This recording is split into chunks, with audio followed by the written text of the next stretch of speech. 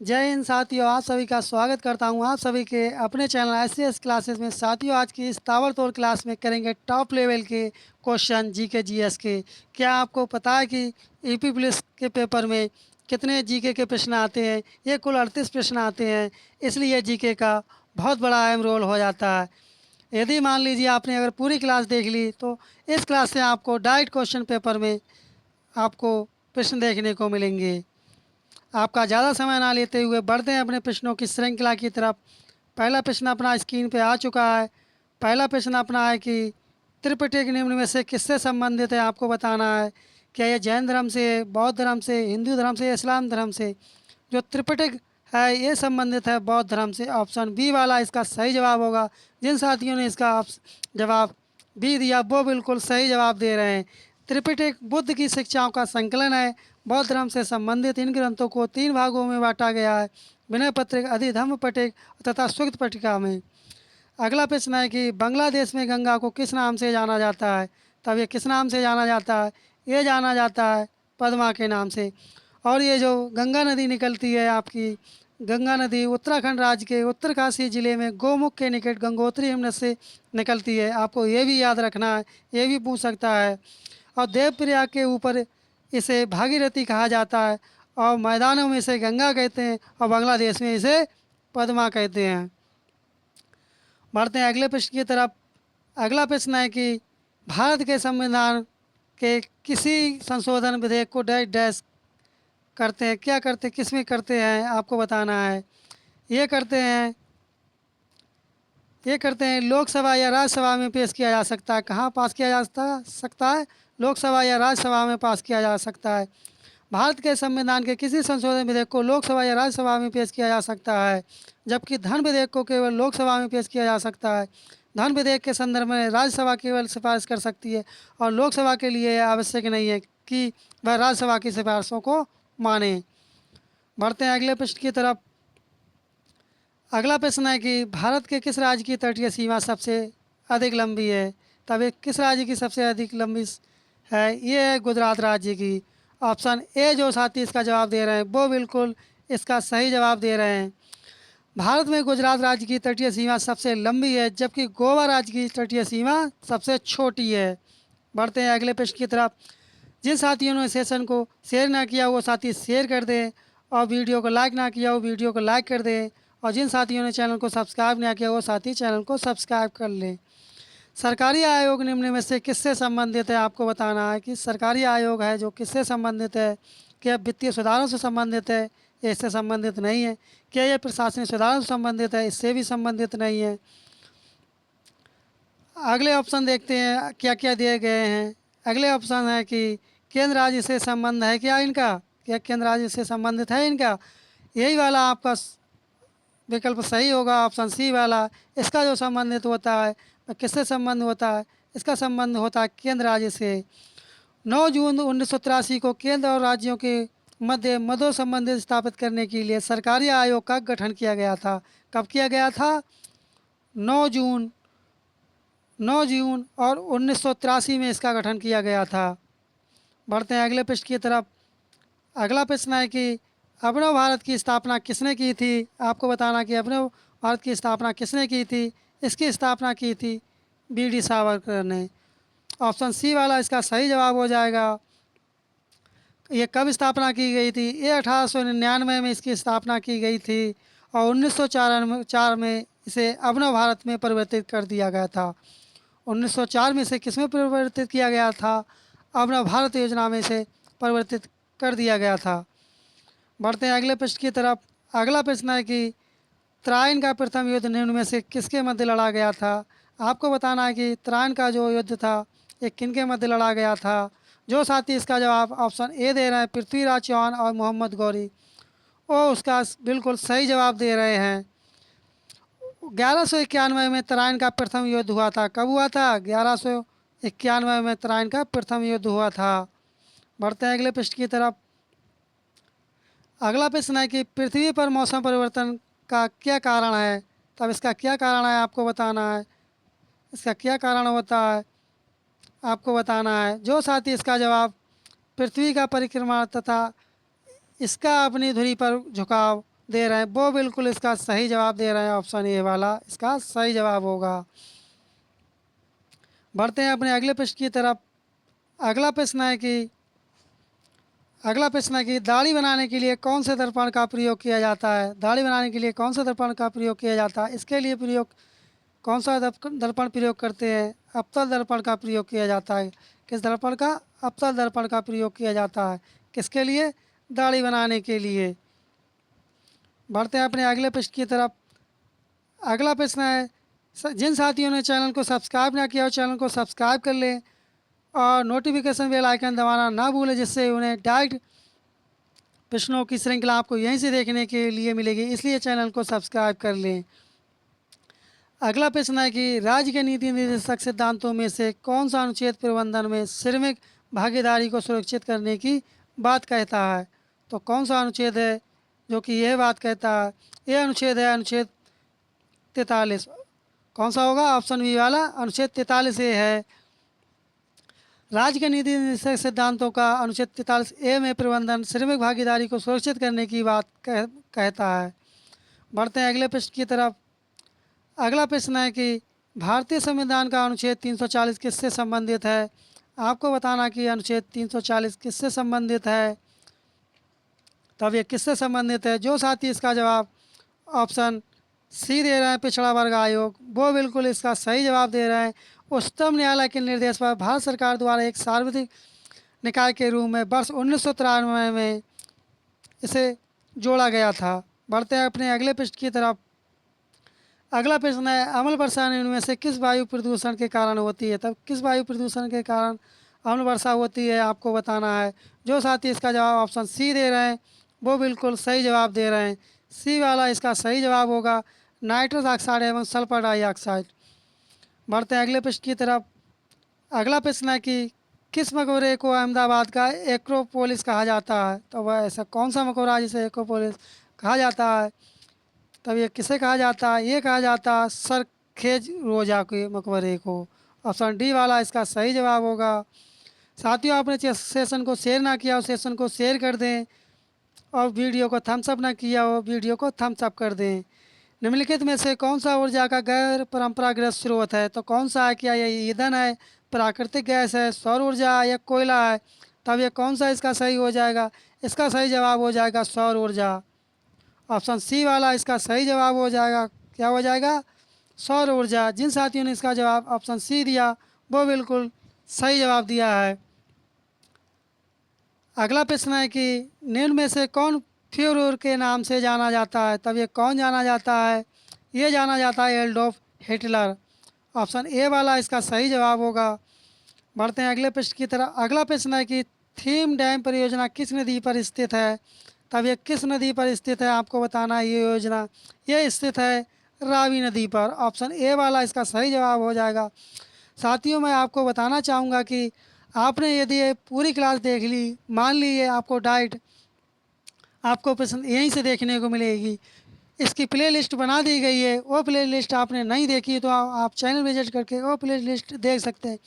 जो 17-18 फरवरी को आपके पेपर हुआ था यूपी पुलिस का, आपको देखे जा कर के आपको उन्हीं साइटों से आपको हुबहू प्रश्न एग्ज़ाम में देखने को मिले। इसलिए ये प्ले लिस्ट और ये क्लास आपको देखने के लिए महत्वपूर्ण हो जाती है।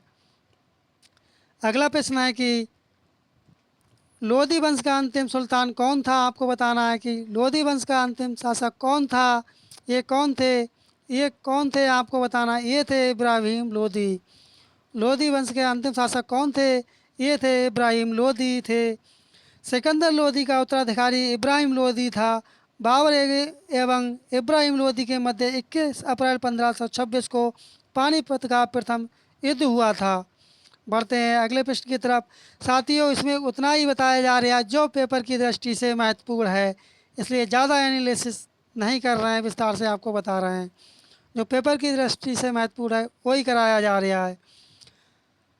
भारत द्वारा निम्नलिखित में से किस शासन प्रणाली को अपनाया गया था। तब ये कौन सी थी। संसदीय और एकात्मक, राष्ट्रपति और संघीय, राष्ट्रपति और एकात्मक, संसदीय और संघीय।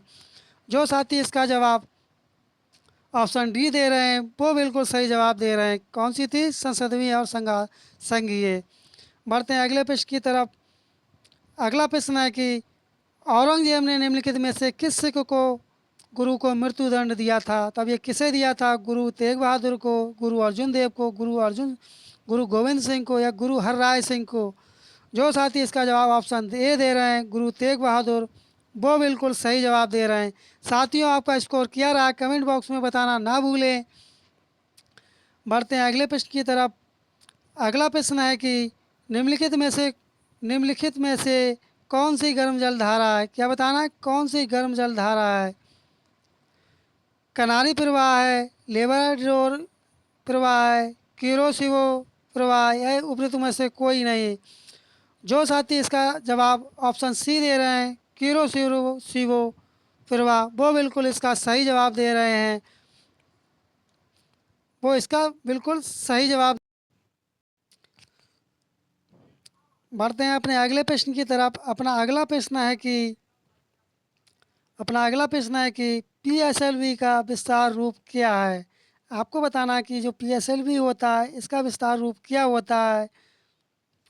तब इसका विस्तार रूप क्या होता है कि polar satellite launch vehicle, primary satellite launch vehicle या परमानेंट सैटेलाइट लॉन्च व्हीकल, या उपरोक्त में से कोई नहीं? जो साथी इसका जवाब ऑप्शन ए दे रहे हैं पोलर सैटेलाइट लॉन्च व्हीकल, वो बिल्कुल इसका सही जवाब दे रहे हैं। अगला प्रश्न है कि निम्न निम्न हिमाचल डैश डैश के बीच स्थित लंबद घाटी को दून के नाम से जाना जाता है। तब दून के नाम से कौन सी घाटी को जाना जाता है? ये जाना जाता है शिवालिक घाटी को। बढ़ते हैं अगले प्रश्न की तरफ। अगला प्रश्न है साथियों आपने वीडियो को थम्स अप ना किया हो, वीडियो को थम्स अप कर दें, और जिन साथियों ने चैनल को सब्सक्राइब ना किया हो वो साथी चैनल को सब्सक्राइब कर लें। निम्नलिखित ग्रहों में से कौन सा महाग्रह है? आपको बताना कि कौन सा महाग्रह है। एक महाग्रह है यूरेनस, ऑप्शन सी वाला इसका सही जवाब होगा। अगला प्रश्न है कि कर्क रेखा निम्न में से किस राज्य से होकर नहीं गुजरती है? तब किस राज्य से होकर नहीं गुजरती? छत्तीसगढ़, झारखंड, उड़ीसा और त्रिपुरा से? जो साथी इसका जवाब ऑप्शन सी दे रहे हैं वो बिल्कुल सही जवाब दे रहे हैं। सी वाला इसका सही जवाब होगा। कर्क रेखा भारत के कुल 8 राज्यों से होकर गुजरती है।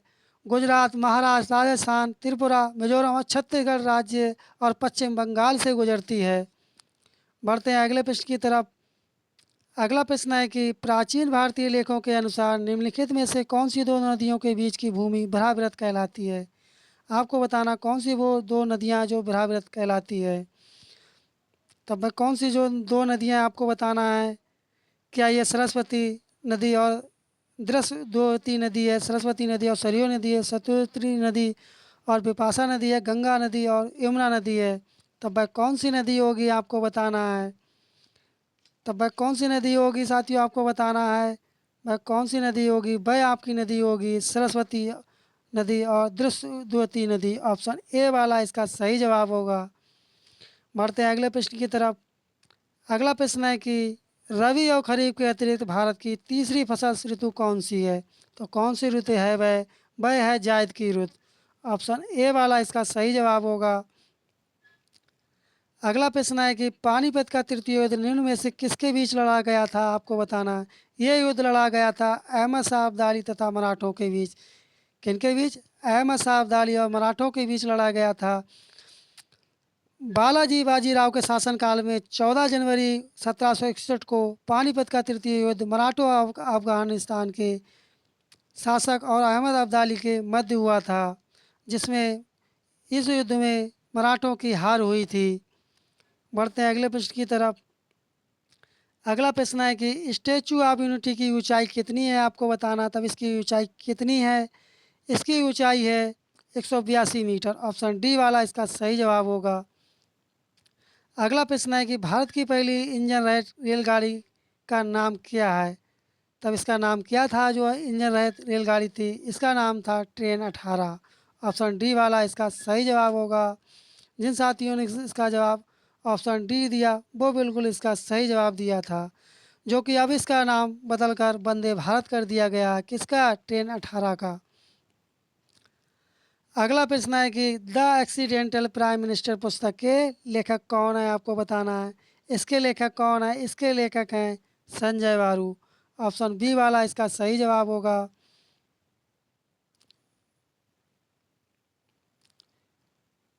ऑप्शन बी वाला इसका सही जवाब। साथियों, आपने सेशन को शेयर नहीं किया, सेशन को शेयर कर दें, और जिन साथियों ने सेशन को लाइक नहीं किया हो वो सेशन को लाइक कर दें, क्योंकि यहाँ पर आपको महत्वपूर्ण क्लासें मिलती रहेंगी। वर्ष 2011 की जनगणना के अनुसार निम्न में से किस राज्य का जनसंख्या घनत्व सबसे अधिक है? तो सबसे ज़्यादा जनसंख्या घनत्व किस राज्य का आपको बताना है। यह है बिहार राज्य का जनसंख्या घनत्व सबसे अधिक है। जो साथी इसका जवाब ऑप्शन सी बिहार दिया था वो बिल्कुल सही जवाब दिया था। वर्ष 2011 की जनगणना के अनुसार बिहार का जनसंख्या घनत्व 1182 था, जो कि सबसे अधिक है, जबकि सबसे कम जनसंख्या घनत्व 17 अरुणाचल प्रदेश का था। ये भी आप याद रखें। अरुणाचल प्रदेश का जनसंख्या घनत्व कितना था? ये था 17। बढ़ते हैं अगले प्रश्न की तरफ। अगला प्रश्न है कि उत्तर प्रदेश राज्य को में उर्दू को द्वितीय भाषा कब घोषित किया गया था? उर्दू को द्वितीय भाषा कब घोषित किया गया था? ये किया गया था 1989 में। बढ़ते हैं अगले प्रश्न की तरफ। अगला प्रश्न है अकबर द्वारा बनाया गया प्रसिद्ध ऐतिहासिक स्मारक बुलंद दरवाज़ा उत्तर प्रदेश के किस जिले में स्थित है? आपको बताना है कि जो बुलंद दरवाज़ा है वह उत्तर प्रदेश के किस जिले में स्थित है, आपको बताना है। जो साथी इसका जवाब ऑप्शन सी दे रहे हैं आगरा, वो बिल्कुल इसका सही जवाब दे रहे हैं। अगला प्रश्न है कि वर्ष 2011 की जनगणना के अनुसार उत्तर प्रदेश का सर्वाधिक साक्षर जनपद कौन सा है? तब सर्वाधिक साक्षर जिला कौन सा आपको बताना है। जो साथी इसका जवाब गौतम बुद्ध नगर दे रहे हैं वो बिल्कुल इसका सही जवाब दे रहे हैं।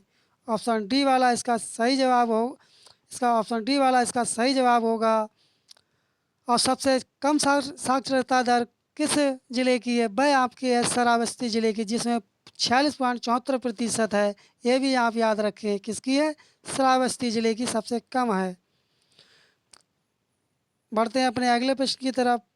अगला प्रश्न अपना है कि यूनेस्को का मुख्यालय कहाँ स्थित है, आपको बताना है। यूनेस्को का मुख्यालय कहाँ स्थित है? ये स्थित है पेरिस में। ऑप्शन बी वाला इसका सही जवाब हो जाएगा। बढ़ते हैं अगले प्रश्न की तरफ। अगला प्रश्न है जीएसटी के तहत वस्तुओं और सेवाओं पर मुख्य रूप से कर, जिसे टैक्स के नाम से भी जाना जाता, दरें निर्धारित की गई थी। कितनी निर्धारित की गई थी? जो साथी इसका जवाब ऑप्शन सी दे रहे हैं ये कुल 6 की गई थी, वो बिल्कुल इसका सही जवाब दे रहे हैं। चिली की राजधानी आपको बताना कौन सी है? चिली की राजधानी आपको बताना कौन सी है? चिली की राजधानी है सेंटियागो। कौन सी है?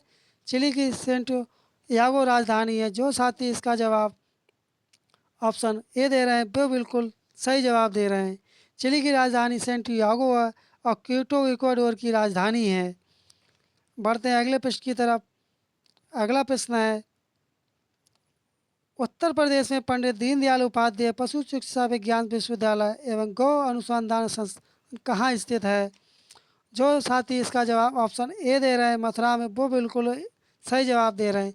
साथियों, आपको सेशन कैसा लगा कमेंट बॉक्स में अवश्य बताएं, और आपने 38 प्रश्नों में से कितने प्रश्नों का सही जवाब दिया कमेंट बॉक्स में अवश्य बताएं। और जिन साथियों ने चैनल को सब्सक्राइब नहीं किया वो साथी चैनल को सब्सक्राइब कर दें और वीडियो को लाइक कर दें। मिलते हैं जल्द ही नेक्स्ट क्लास में, तब तक के लिए धन्यवाद। जय हिंद, जय भारत।